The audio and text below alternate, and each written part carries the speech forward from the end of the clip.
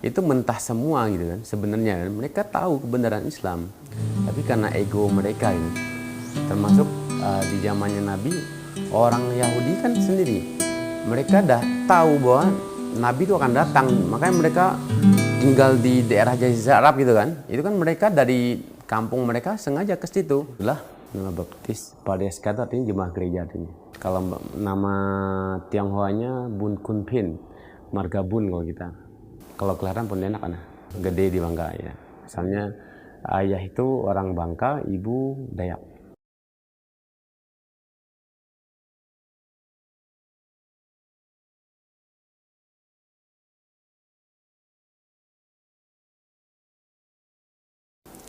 Nah, kalau ngikut sih ngikut ayah sama ibu sih.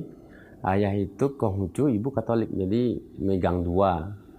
Jadi kalau ada acara perayaan Konghucu, Imlek, kalau Katolik ikut ibu. Nah, hari Minggu kita biasa ikut sekolah Minggu biasanya. Kalau di gereja itu sekolah Minggu ikut. Rajin sih, termasuk kita ikut cengbeng.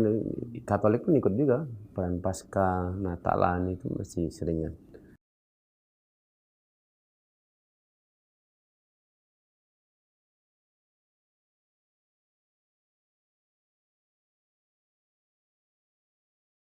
Ana syahadat di sekolah waktu itu. SMA 2004 akhir. Kelas 1 SMA Ana baru masuk sekolah waktu itu. Kalau kesan kita sih bagus sih, karena memang kita di Bangka itu interaksi Muslim sama orang Tionghoa itu dekat. Makanya ada istilah tuh Fan Yin Thong Yin Jong. Jadi orang Islam sama orang Tionghoa itu nggak ada bedanya kalau di Bangka, sama aja. Jadi mereka pun eksistensinya gitu, maksudnya ketika orang Melayunya yang Muslim Lebaran itu orang Chinese ikut silaturahmi gitu kan. Ana hijrah di akhir 2004, di awal 2005 kakak nyusul nggak lama. Jadi Ana duluan, habis itu kakak nyusul sekitar tahun 2007 akhir atau 2008 itu persisnya nggak tahu persis lupa. Itu adik nyusul juga.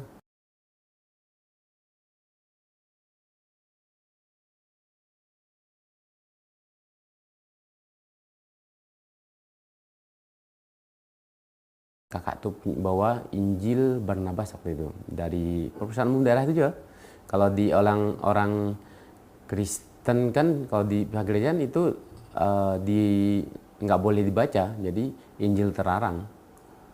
Injil Barnabas karena di situ ada nubuat kenabian Rasulullah, ya, tentang kisah tentang nabi yang akan datang. Itu di Injil Barnabas itu ada. Ahmad namanya, bukan Muhammad tapi Ahmad. Ya, jadi kejelasan di situ. Maka kita tahu kan, oh ya di sini kan, jadi terusannya dari saat kita belajar Katolik, oh ini Yesus pun mengatakan ya ada Nabi yang akan datang. Adik itu hijrah, dia awalnya dia nggak mau sebenarnya kan, cuma kita kan ada hijrah berdua kan, kita bilang ya kenapa ini nolak kebenaran itu kan ketahuan, maksudnya kan udah tahu Islam yang sebuah pilihan dan kebenaran Islam itu jelas sekali gitu loh. Karena dia pun kan belajar sebenarnya sama seperti kita. Jadi karena kita belajar dan kita banyak membaca di dia pun pemahaman kan ada kan. Ya, kenapa harus ini, kita kan ngasih ini kan masukan. Dia pikir gini, biarlah kakak abang sama Cece yang masuk Islam gitu, aku nggak usah deh, biar aku yang ini itu beda gitu, kata dia gitu kan. Jangan, sayangnya udah tahu kebenaran Islam kenapa ditolak kan. Kita negosiasi sama dia, akhirnya dia terpikir juga udah tahu bener loh Islamnya, maksudnya pilihan tuh nggak ada selain Islam lagi loh gitu kan. Kita bilang ke dia kan, situ kan udah tahu kan, maksudnya kita tidak perlu pakai dalil apapun gitu, karena dia udah paham. Karena kan dari literaturnya kan dia banyak sekali membaca kan. Jadi kita tinggal bilang aja, ngapain rugi loh gitu kan. Nggak rugi loh gitu. Bisa kita ngomong kasar kita nggak rugi loh kalau ini. Akhirnya dia ini ya hijrah juga gitu. Ya, tidak susah gitu maksudnya. dakwah dia itu ya kita hanya bilang ya kan udah tahu, udah paham itu. Ya, dia udah paham, jadi kita bilang kenapa tidak diwujudkan gitu loh. Tinggal cuma gerbangnya syahadat doang, nggak susah. Alhamdulillah. Jadi di 2007 atau 2008 masalah.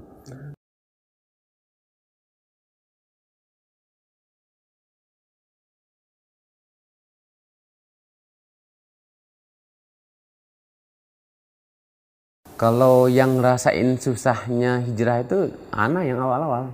Karena anak yang awal duluan kan, yang membuka gerbang hijrah itu kan. Jadi yang kesulitan serta kita lagi mau sholat di kamar gitu kan, sambil buka buku gitu, buku panduan sholat itu, mau didobrak pintu gitu kan. Lagi ngapain ya? Gitu. Terus makan juga susah kan, makan kita dari emang komitmen kita kan dari awal pun kita ada menghindari secara makanan haram gitu. Kan ayah sering motong babi, motong anjing itu sering kan. Jadi kita secara mungkin secara umum tidak makan full ya maksudnya, tapi karena alat perlengkapan itu yang masih belum bisa dihindari waktu itu. Nah, perlengkapannya aja, nggak makan secara langsung babi atau anjing, nggak makan secara langsung, tapi mungkin ya terkenanya ya dari perlengkapannya. Waktu kan nggak paham dengan istilah toharoh itu kan, jadi belum terlalu banyak pemahamannya ya. Baru hijrah kan, jadi tentang harus disertu gitu kan, salah satu pakai tanah gitu kan, 7 kali dibilas, salah satu pakai tanah kalau untuk wadah gitu kan.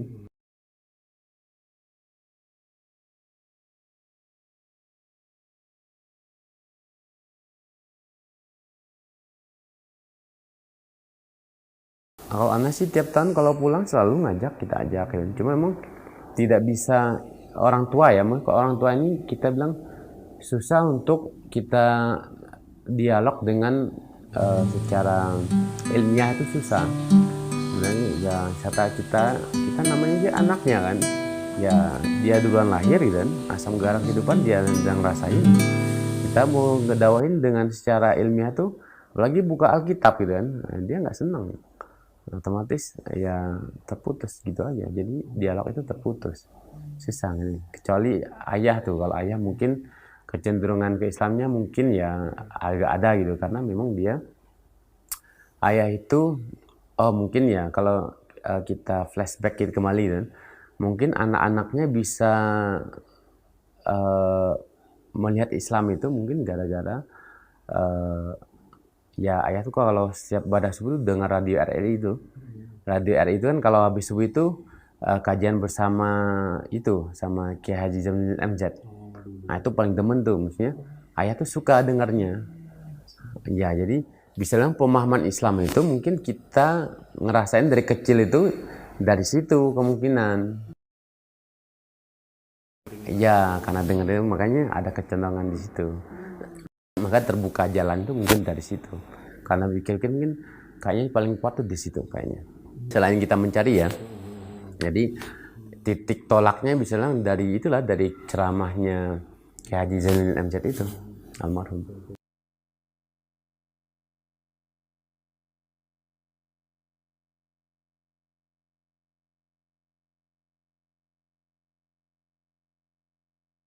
Kalau di Katolik gitu kan, sama Konghucu itu dia tidak terlalu banyak perbedaan sebenarnya. Kalau kita secara umum kita bilang bahwa di Katolik menyembah berhala betul, karena disembah salib kan, terus sama patung Bunda Maria kalau di Katolik. Kalau di Konghucu nyembahnya ya di Tapekong ada patung, tidak ada perbedaan signifikan sebenarnya. Kalau Katolik sama di Konghucu gitu kan. Dan termasuk pun kalau misal kita ikut ke Katolik, kenapa banyak secara umum orang Tionghoa itu kenapa banyak memilih Katolik sebenarnya? Karena kalau dia ikut masuk ke Katolik, nah, dia masih bisa ngamalin ajaran Konghucunya.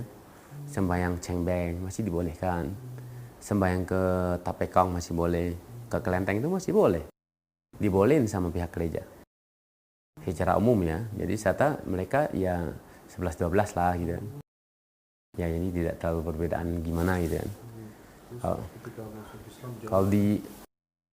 Kalau di Islam memang ya bisa bilang kita menyembah Allah yang hak kan, Tuhan yang hak ini memang walaupun kita tidak tahu gitu kan wujudnya seperti apa gitu kan. Nah, tapi kita merasakan perbedaannya jauh sekali, signifikan sekali.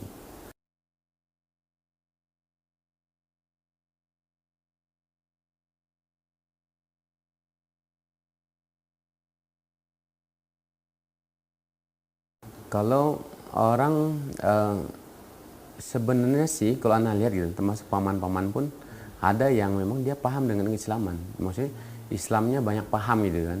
Dia bilang Islam tuh benar gitu kan. Maksudnya dia tidak meragukan kebenaran Islam. Mungkin secara umum demikian sebenarnya. Secara umum orang-orang kafir gitu ya, maksudnya di luar Islam gitu kan, mereka tidak meragukan kebenaran Islam. Benar, yakin sebenarnya. Cuma kalau Anda bilang, kalau kita melihatnya bukan masalah hidayah yang tidak sampai mereka yang enggan.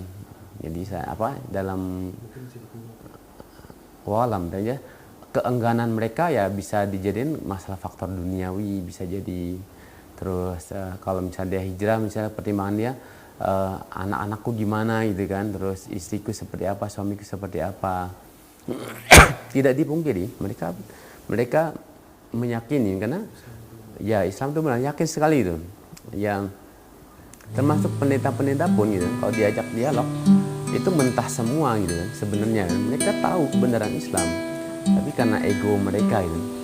Termasuk di zamannya Nabi, orang Yahudi kan sendiri, mereka dah tahu bahwa Nabi itu akan datang, makanya mereka tinggal di daerah Jazirah Arab gitu kan. Itu kan mereka dari kampung mereka sengaja ke situ menunggu itu. Mereka mungkin berharap bahwa ya dari kaum mereka itu kan, makanya mereka berharap ya bukan dari orang Arab gitu kan. Ya wisata maunya mereka ya kaum mereka sih, karena selama ini kan nabi-nabi diturunkan dari generasi mereka kan. Tidak ada yang di luar generasi mereka gitu. Kita bilang sih memang untuk kebenaran Islam mereka tahu, yakin sekali kan. Cuma mau tidaknya mereka menggapai hidayah itu aja sebenarnya. Kalau kita bilang selama ini pun kita interaksi dengan orang kafir gitu maksudnya ya, kalau sekarang lagi dengan non muslim gitu kan ya, saudara-saudara, teman-teman juga semuanya ya, mereka tahu maksudnya kebenaran Islam, tahu. Apalagi yang selama ini mereka kan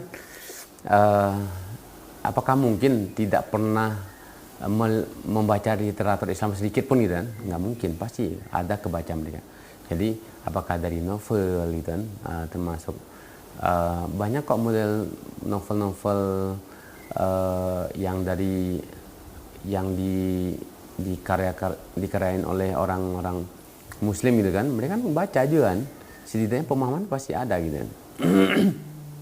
Untuk mewujudkan aja mungkin mereka susah ya, keluarga gitu kan, terus keyakinan mereka bertolak belakang, rasa gimana, atau sebagian ada yang ngerasa oh ya susah hidup ini ya, maksudnya kalau nggak makan babi gitu kan babi kan masak makanan yang paling enak gitu kan, ada sebagian kayak gitu. Terus kalau aku masuk Islam nggak bisa minum arak lagi dong ada ya. Nah itu kan mungkin pertimbangan, iya semua kan karena syahwat aja ya, egonya di situ aja. A'udzu billahi minasyaitonir rajim. Bismillahirrahmanirrahim. Abasa wa tawalla an ja'ahul a'ma wa ma yudrika la'allahu yazzakka aw yazzakkaru fatanfa'ahu dzikra amma man istaghna فأنت له تصدى وما عليك ألا يزكى وأما من جاءك يسعى وهو يخشى